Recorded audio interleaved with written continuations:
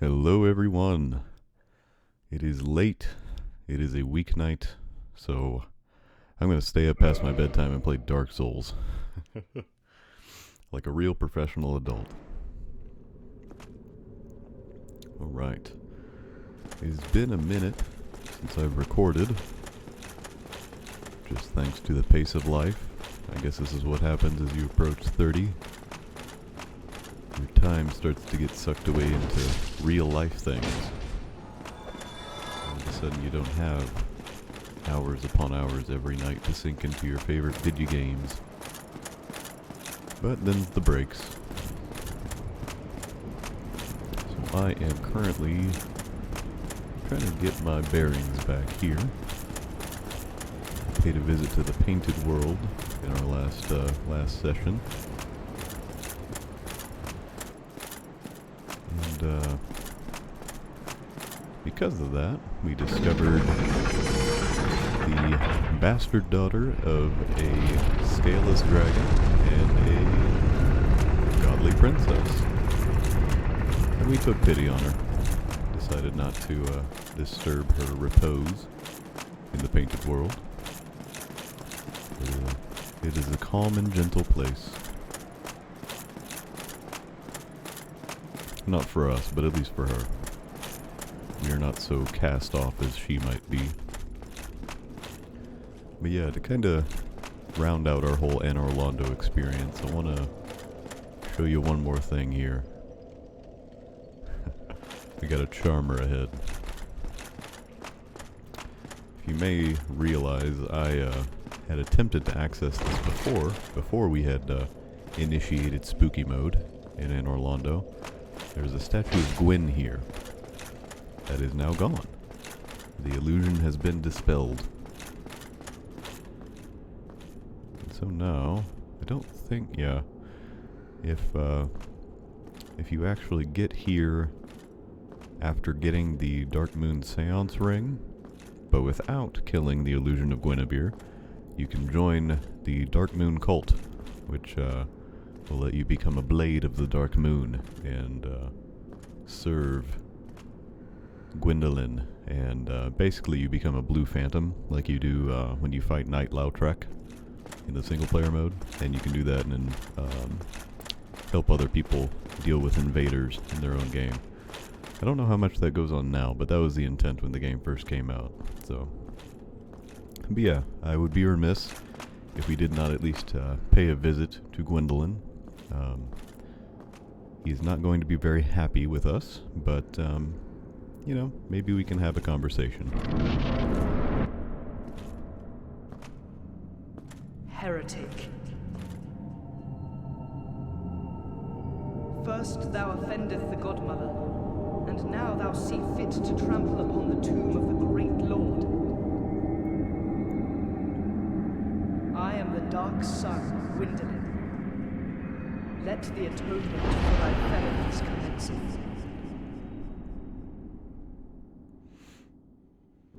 Well, he's wanting to commenceth our atonement, which is not my idea, but, you know, God's got other plans. Little G God in this instance, but remains. Oh boy, oh boy.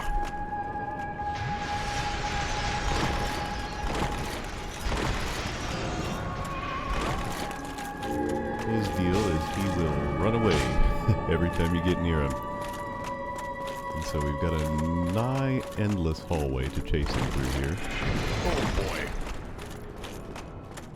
It's hard to tell when that big one's gonna come out. Okay. Yeah, he's gonna run off again. But I wanted to heal. Yeah, we're actually fighting the last god in Anor Londo. It's going to be more than just throwing a cheeky firebomb.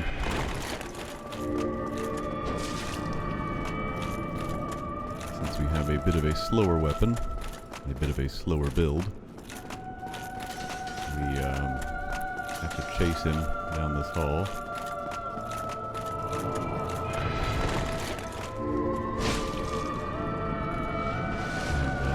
sure not to get absolutely destroyed by his magic. You may have noticed, and I don't think I have addressed this yet, I did a little bit of grinding off stream. Not streaming, off recording. Just went back into the painted world and got myself a few extra souls so that I could actually wear the breastplate of our good buddy Tarkus, who we never actually met.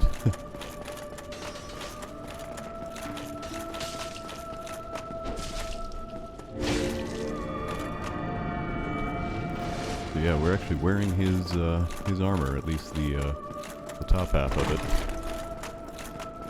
And I did some grinding so that I would actually still be able to quickly roll while wearing it. Oh, heretic, swathed in dark, an eternal curse upon thee.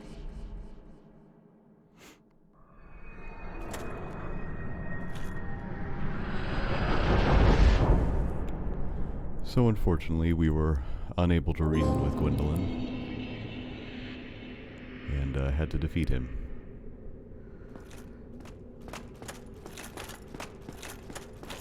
And so, there are no more gods in Anor Londo. But I wanted to show you Gwendolyn's youngest son. For his own sake, it's kind of a unique boss fight. There's not a whole lot of mobility-based boss fights, I guess, or ones that require you to keep up with an enemy. Oh, our empty chest. That's fun. Down there.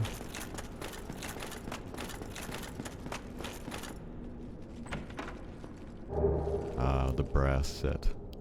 This is another great armor set, and one that I've considered wearing. And I still might, actually. Because I may be able to fit into it a little bit better than Tarkus's armor. Yeah, it's a good 5 pounds less than Tarkus's breastplate. Brass leggings. Man, it's just dope. And I think I'm mid-rolling with it on, yeah. Let's take a look here. Still mid-rolling? Yep.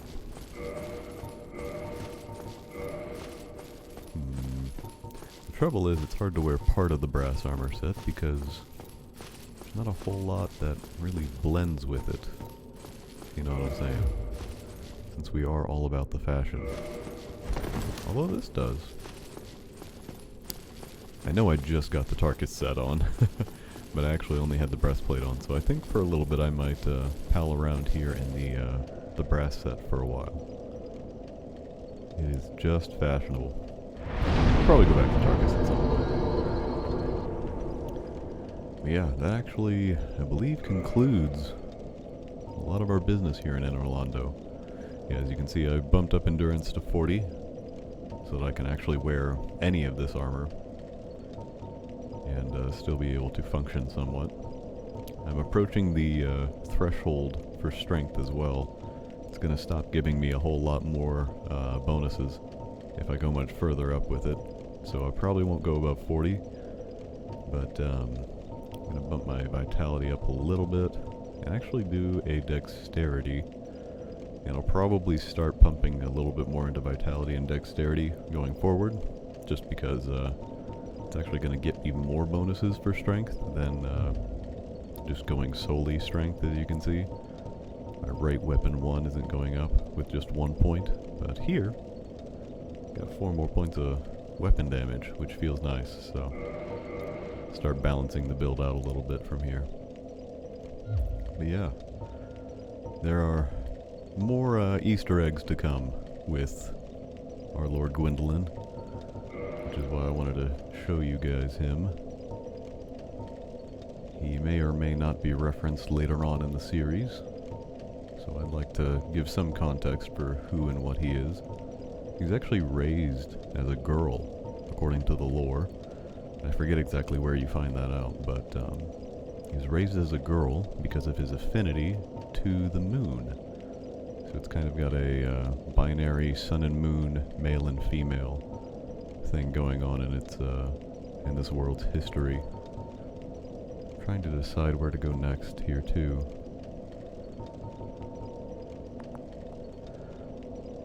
From here on out we have the four lords to fight still, and the areas in which you have to travel to get to them,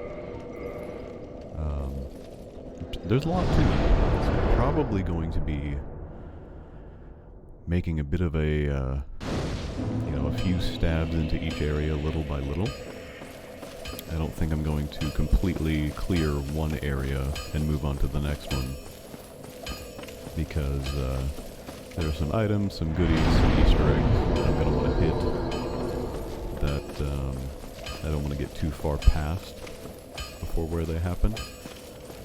Because some of the items are helpful for a lot of the fights we're about to get into, so I don't want to have already done a lot of the fights against these lords without some of these items.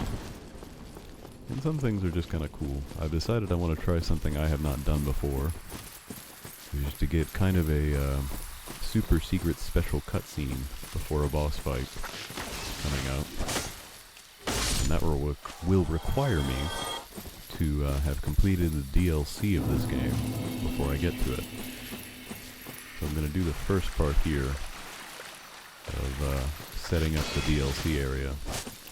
As with many things in this game, it is very obtuse, very hard to get to, moreover just kind of hard to tell what you need to do to unlock the DLC area.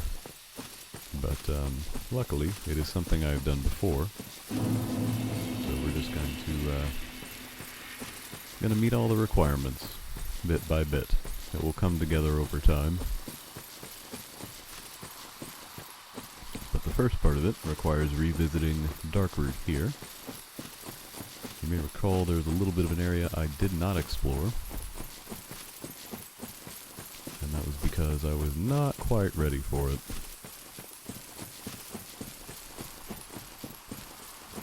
So I return to you now, at the turn of the tide. Really, I return to you now with better armor, a +10 weapon, and 37 strength. 36, but you get it.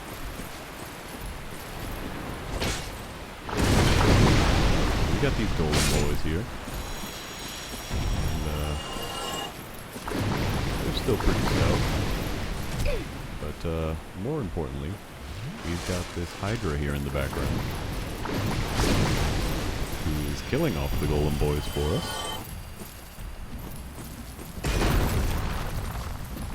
His little water beamies.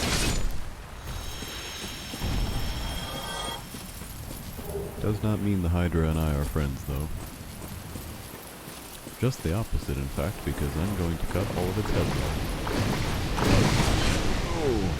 It doesn't destroy me with splash damage. Literal splash damage.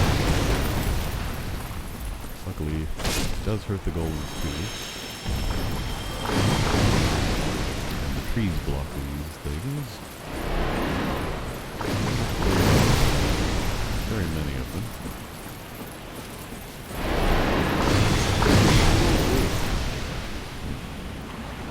Poised through most of that, just not down here. A night set. Stop that. It's actually what I want. I don't want them to stop that, because them burying their faces into the ground, I can hit them.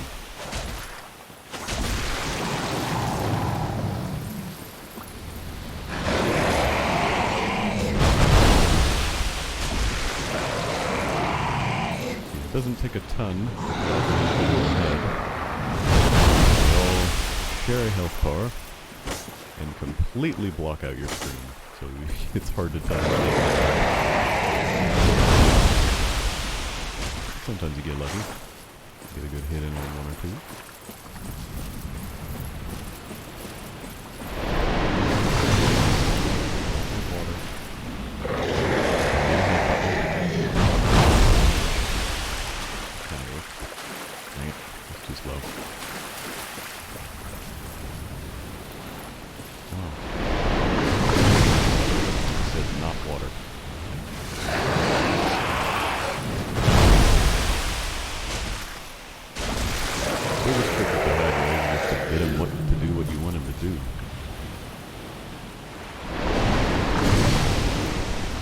how to train your Hydra. Not quite so wholesome as the DreamWorks epics that I Trained Your Dragon, but we don't have a Hydra, so we get what we get. I don't know about that. There's actually a drop-off point in the water there.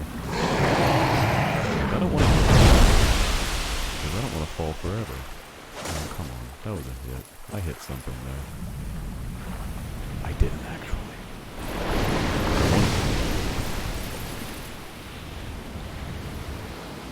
Come on.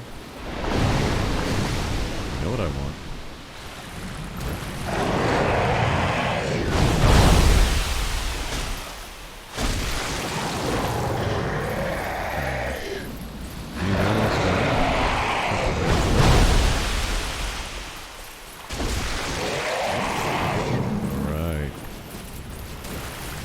And left. Oh no.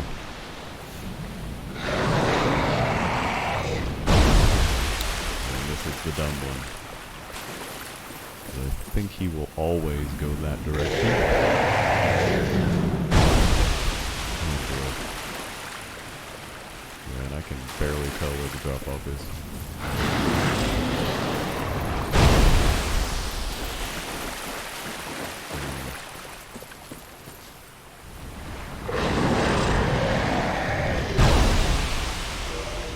Seems stuck in that, so I'm going to get my rusted iron ring.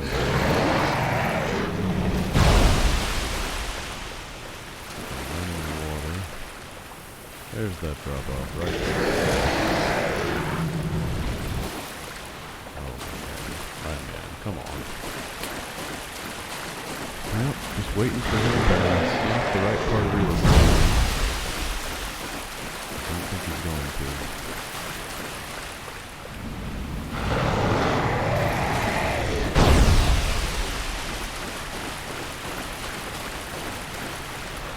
Maybe hard to tell me.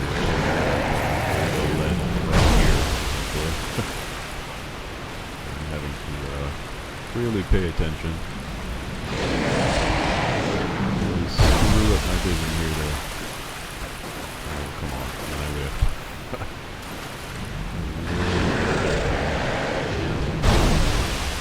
He's turning with me now, which isn't great.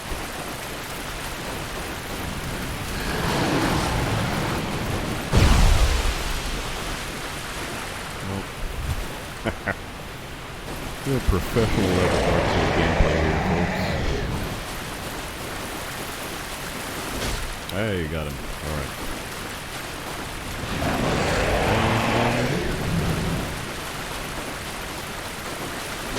Oh, bless. Okay. Whew. That's how you kill a Hydra. Get the Dust Crown Ring. Just going to take a look at that real quick. Magic crown-shaped ring granted to Princess Dusk of Ulasil upon her birth. Lets you cast additional magics, but at the cost of 1/2 of your HP. So I'm not going to wear that, because I don't use all that much magic. And moreover, I'm going to use a little speedrun tactic here and quit the game. Basically, to unlock the next part of what I need to do for the DLC, I have to reload the area. Reload back in. Hydra stays dead, which is nice. But over here, we have a new baddie.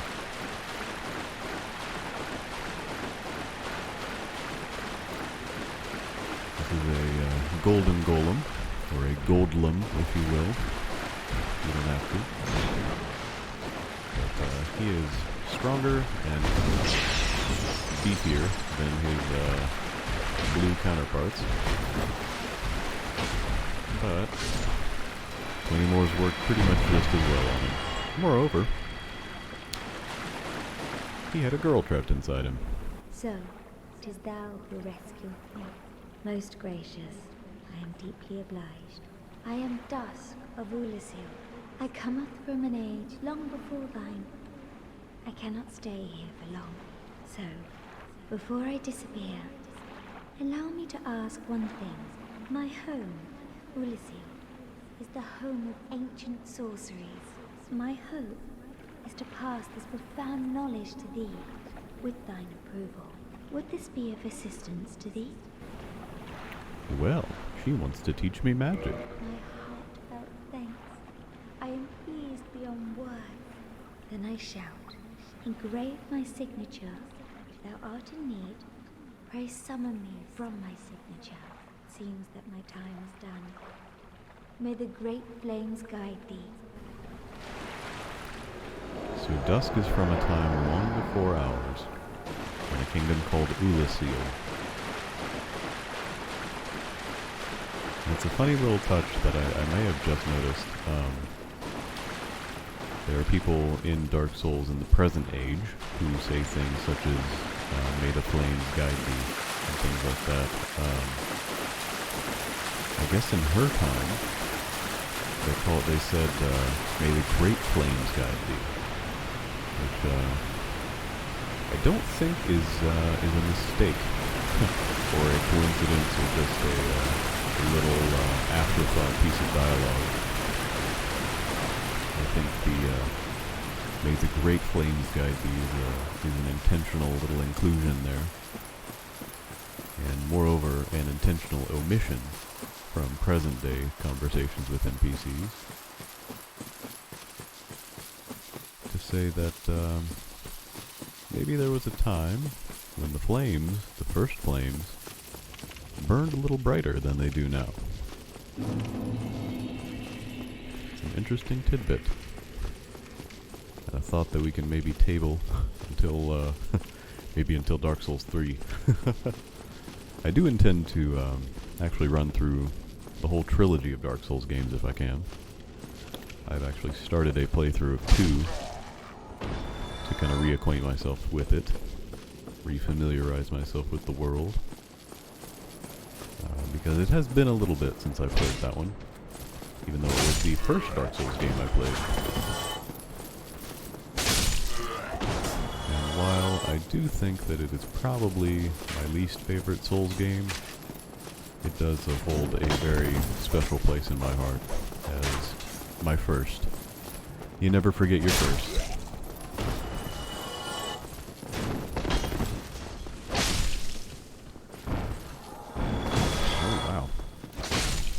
Hyper jumped at me. I'm just trying to get back to a bonfire. But yeah, I would like to show what I love about the whole Dark Souls series if I could. Okay. Yeah, at some point, if this continues going well, I'll continue the series and show where it goes from here. There's a lot specifically in Dark Souls 3 that I'd love to talk about because thematically I think it caps out the series very well. And for now, however, I think I'm going to try and take us to the next part of the DLC item acquisition run. Because I'm not going to the DLC portions next, but I am going to where I can find the next portion of the DLC requirements. We'll see how far we get. And yeah, we're back in spooky Londo. It's still dark. It is still, well, it's actually more abandoned now than it was before. But we're going to take this path here that we did not take on our first run.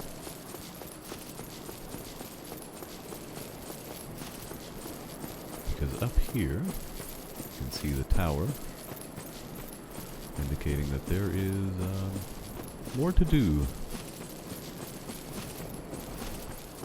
than we might have first suspected. Our old buddy Armor Pig's back. You know what? Something I have not thought to do with him. I'm gonna try right now.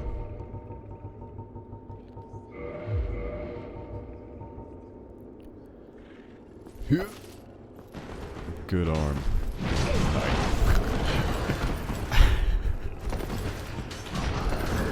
So that worked about as well as not doing anything at all. I don't think I even hit him. Nope. So, this guy is a little harder to take down than his previous incarnation.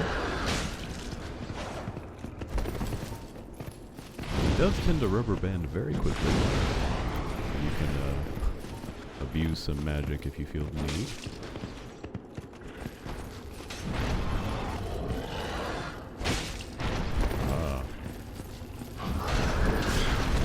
Good night.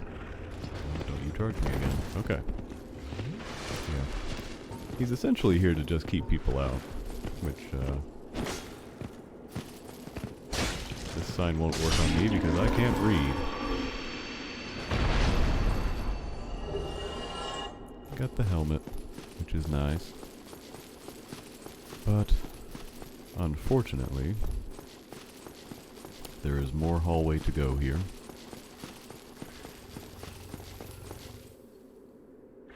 And more armor pig.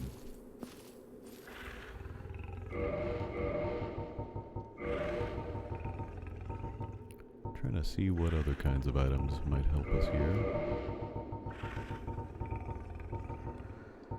I do need to use that Firekeeper soul. For now, I'm going to heal back up with a little humanity because I'm running a little low on Estus. Lure him out.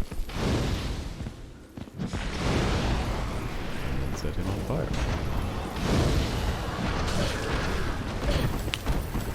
That didn't go well. And I got trapped.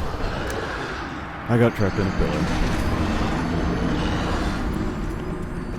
Sometimes the walls are sticky, like glue, and you cannot get off them. Oh boy, yep. Yeah, there's technically not a bonfire where I warped back in. We're gonna try that again. If all else fails, I can just try and avoid them on my way back up through there. The holes are narrow, but we can juke a piggy if we need to.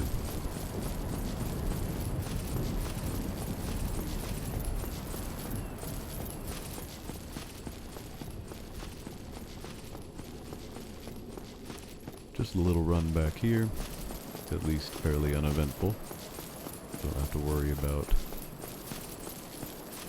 conserving any items for when I get up here.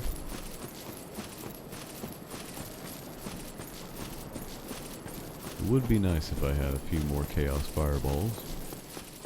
Let me take care of the pigs a little bit more efficiently. But lo and behold, I believe the first piggy stays dead. So who knows what that might say about our second piggy here. Perhaps he too might stay dead if we ask him.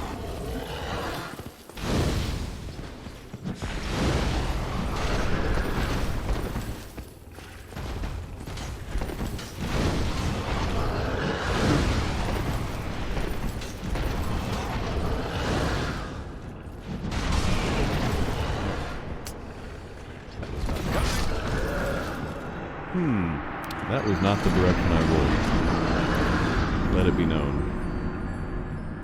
I was trying to roll to the right, and our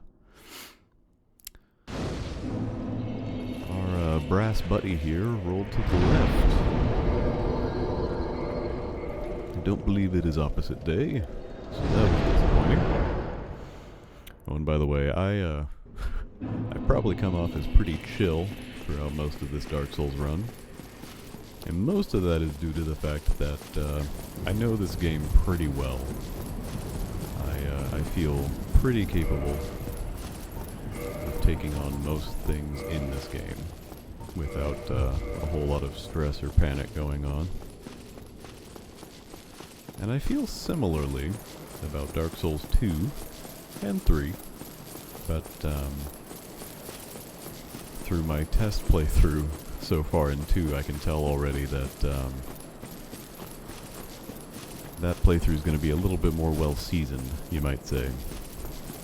That is salty. Because there are moments where, boy oh boy, that game does not do what you want it to. It has its own quirks with control, with the way your character moves, the way enemies behave, things that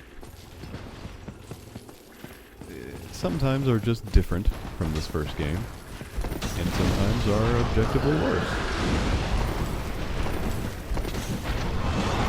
One thing that is better is that you do get omnidirectional rolling, which means that when you roll, you don't just roll forward, backward, left, or right.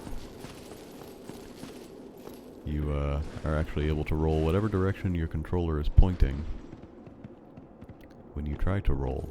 So the pig isn't following me here, but he's close enough to where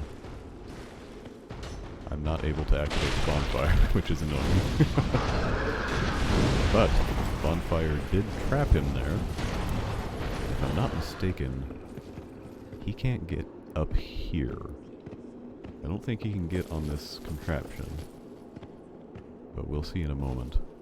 Oh, or he... oh, here he is. He at the very least has trouble getting on this contraption. So we're going to introduce him to a whiff of a fireball.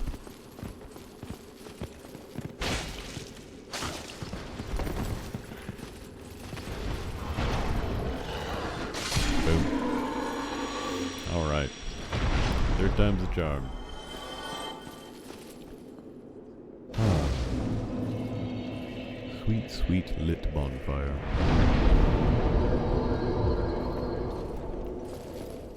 There's a chance that there is a bonfire at the top of this lift too, but if not, that's fine.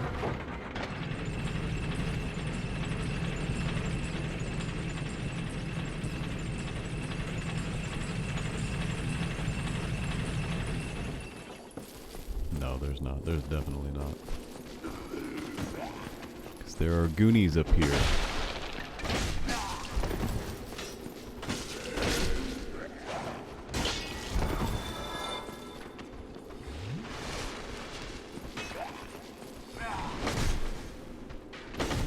So these are crystal soldiers, and they are stout. And even more dumb than that, they do not hesitate to attack you in droves.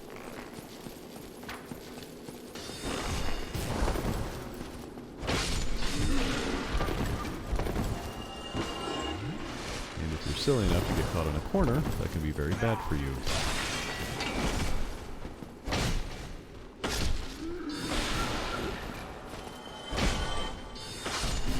Alright, not too bad.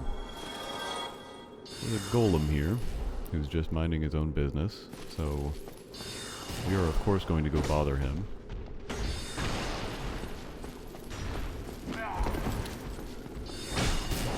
Goodness gracious.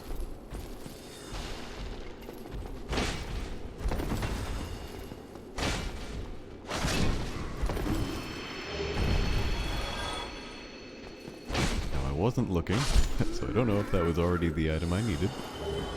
It was. Okay. We're going to trust in Dark Souls for a moment. I'm going to try and show you this item we just got. Broken Stone Pendant. Half of a Broken Stone Pendant, the vine, appears to originate from Ulasil. Powerful magic can be sensed from this ancient stone, yet men of this time can neither manipulate nor sense its power, which has a distinct air consisting both of reverence and nostalgia. So we got a pendant that is broken, but appears to be connected to Ulasil. And there are many other things that have been connected to Ulasil so far, and all of them have been related to the Dark Root Garden.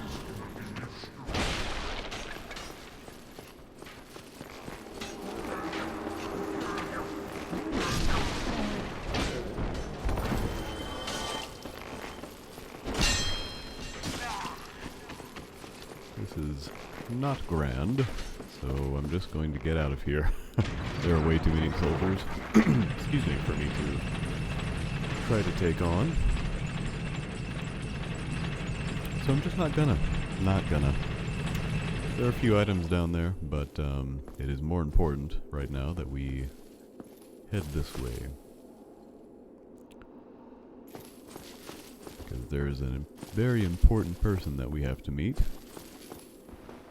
And it's not this guy either. Although I do love this guy's armor design. I think you can get this armor set. It's just the crystal armor set, I believe.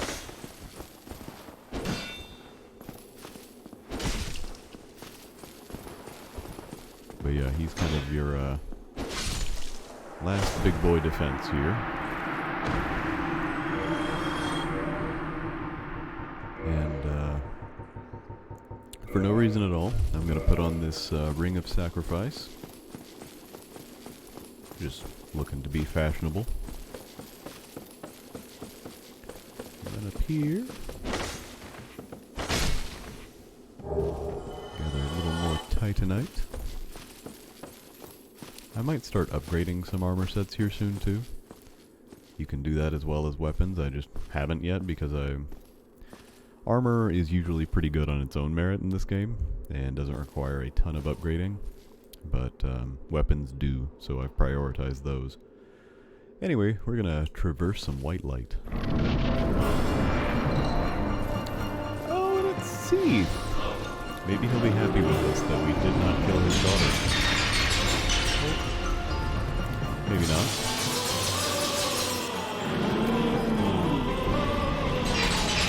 Oh boy, Seath. Be wary of despair. Fun. Hey, I didn't kill your daughter. I only killed the illusion of your wife. Or concubine. I don't really know what the nature of your relationship was.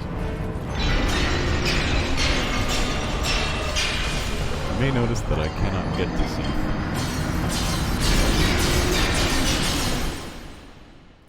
That is because that was, I believe, the game's one scripted death. So yeah, you get here, Seath kills you, and locks you in prison. But that does let us get to a bonfire here, which I don't think he realizes we can use to warp out of here, if we need to.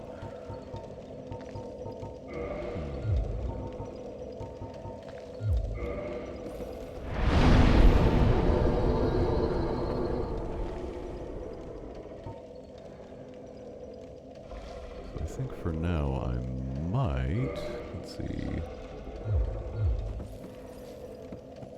just go for a quick level up here if I can. I'll say a quick word about boss souls. You can use the soul of different bosses that you kill to acquire certain special weapons. Some of them are, well, they're most often related to the boss themselves. So if you kill a more magic-based boss, like Gwendolyn, or the Moonlight Butterfly, the weapon you'd get out of their soul would also be kind of magic-based, and that is the basis on which I am now just popping this soul. Because I'm not using a whole lot of magic in this playthrough. I'm actually going to do that same with Gwendolyn's soul here. That gave me a lot more than I thought. Oh well.